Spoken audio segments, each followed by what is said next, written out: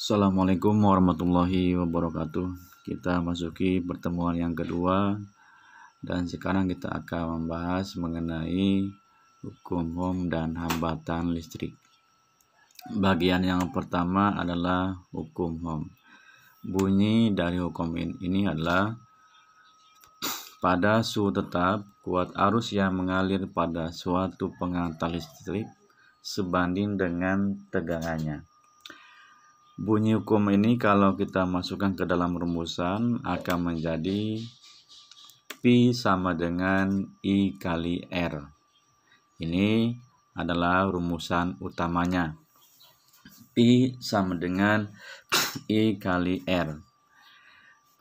Kalau ditanyakan I, maka rumusannya akan menjadi I sama dengan P dibagi dengan R. Jadi kalau tanyakan I, rumusannya adalah I sama dengan P dibagi R. Sekarang bagaimana kalau ditanyakan R? Maka kalau ditanyakan R, rumusannya adalah R sama dengan P dibagi dengan I. Benar ya? Itu. Jadi ini rumusan utamanya P sama dengan I kali R. Sekarang kita ke notasinya. Notasinya adalah P adalah tegangan dengan satuannya adalah volt. Kemudian I adalah kuat arus listrik, satuannya adalah ampere. Dan R adalah hambatan listrik, satuannya adalah ohm. Kita langsung saja ke contoh soal. Ini contoh soalnya hanya satu.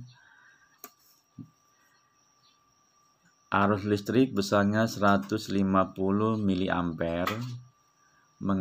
mengalir dalam suatu kawat penghantar. Jika beda potensialnya adalah 30 volt, berapakah besar hambatan listrik kawat tersebut? Ini contoh soalnya sangat sederhana. Langsung saja kita jawab.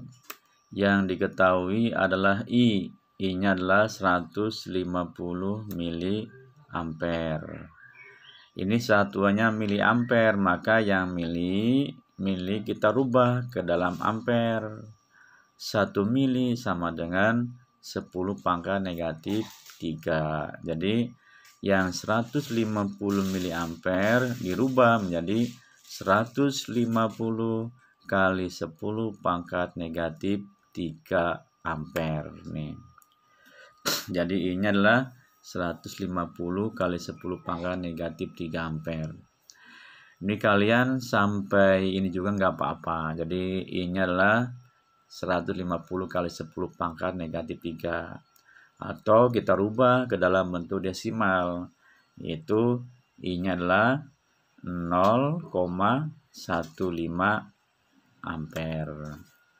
Jadi boleh 150 kali 10 pangkat negatif 3 boleh, atau 0,15 ampere juga boleh. Kemudian yang diketahui berikutnya adalah P-nya adalah besarnya 30 volt. Yang ditanyakan adalah R. Ini kita jawab. Ditanyakan R. Tadi kan rumusan utamanya adalah P sama dengan I kali R.